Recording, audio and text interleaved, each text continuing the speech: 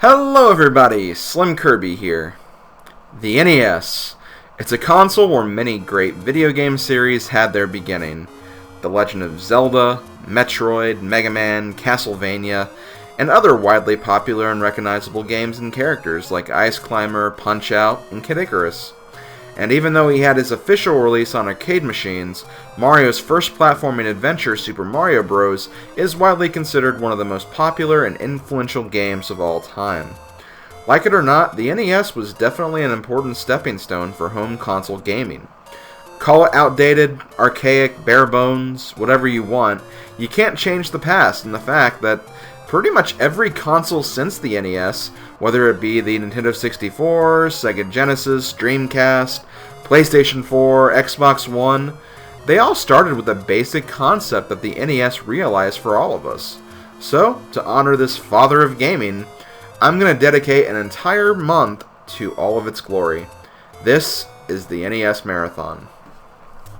So aside from what I already mentioned, what else makes this marathon unique for me? Well, for starters, I never had an NES growing up. I started with the SNES and Super Mario World from my very first console and video game, which means I started gaming around the time the NES was essentially on its last legs.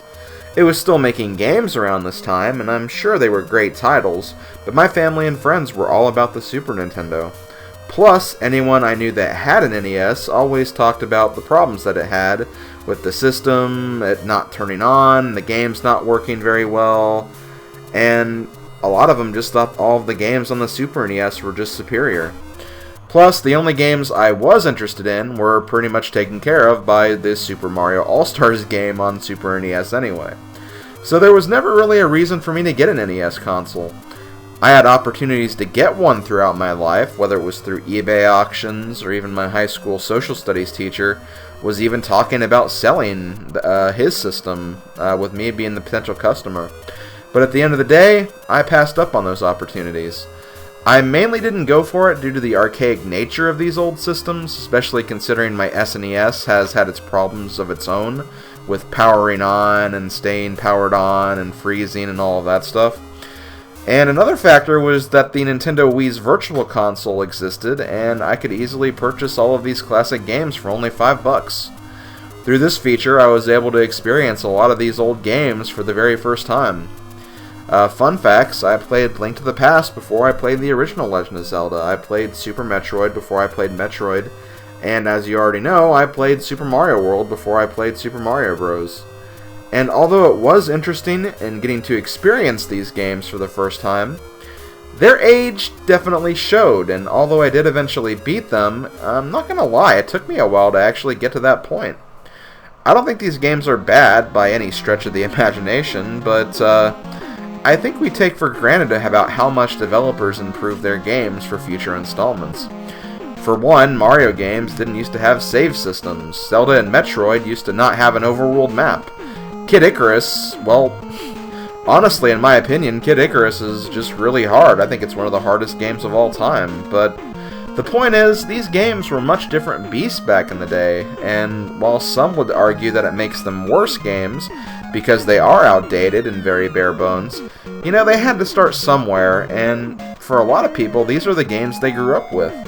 So for as much as I would rather play their SNES or N64 equivalents or counterparts, I still have to give props and credit where it's due, because if it wasn't for these building blocks, we wouldn't have the toy castles that we love so much. So for the entire month of August, I will only be playing games that were on the NES system.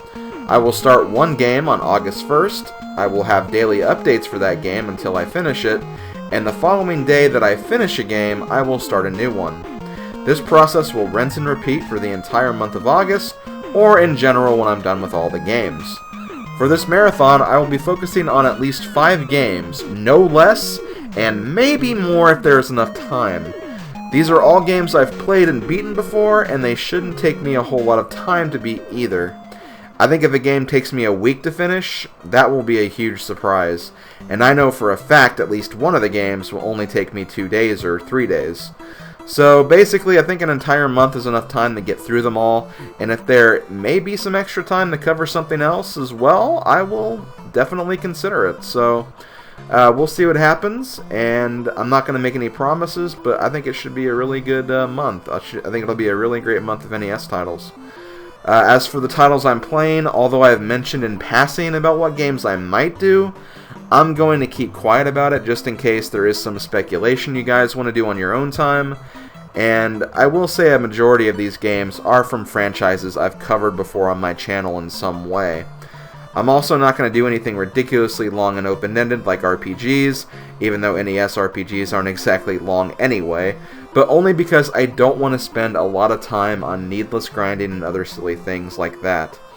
Also, if it's a game I've played before that's been remade or reported in some way, hint hint, Super Mario All-Stars and all the games on that game, I'm not going to be covering those because I've essentially covered those before. Maybe someday in the future I'll go back and do those games on the NES or the NES versions of those games, but I'm not going to be focusing on that for this marathon. And there is another example of a game that has similar treatment, but I feel like this game, even though it is essentially a remastering or a reimagining of this game, I'm still going to qualify them as two different games, and I will be covering the aforementioned game in this marathon, but I'm not going to say any more beyond that. But if you do know what games I'm going to be doing, or if you have listened to my hints in the past, please do not spoil in the video comments just in case there are people who want to speculate, and if you must, at least make it look like it's your own speculation, and don't just straight up saying, oh, he said he's going to do this. So please, just kind of like give my other viewers the pleasure of at least kind of speculating about what games I'll do, and you know, all that other fun stuff. But yeah, anyway, I've been looking forward to this marathon for a while now, and I'm really curious to see how it's going to go. It's been in the works for almost an entire year now, and due to many other projects I've wanted to do at first, I was almost fearing that I wouldn't be able to do it this year, but with how Super Mario Galaxy ended and how it wrapped up oh so nicely by the end of July, I knew this was going to be my best chance and opportunity to get this marathon done, so I decided to go for it. So I hope you guys enjoy the marathon, and the first video will be up in the morning when I wake up. Later, folks.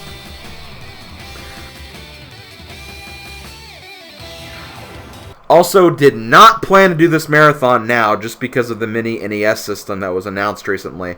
I had no idea that that was going to happen and that was going to release, and it was pure coincidence that this happened around the time that I was going to be doing my marathon. I swear, although I do think it's really, really hilarious that that was actually something that did get announced recently.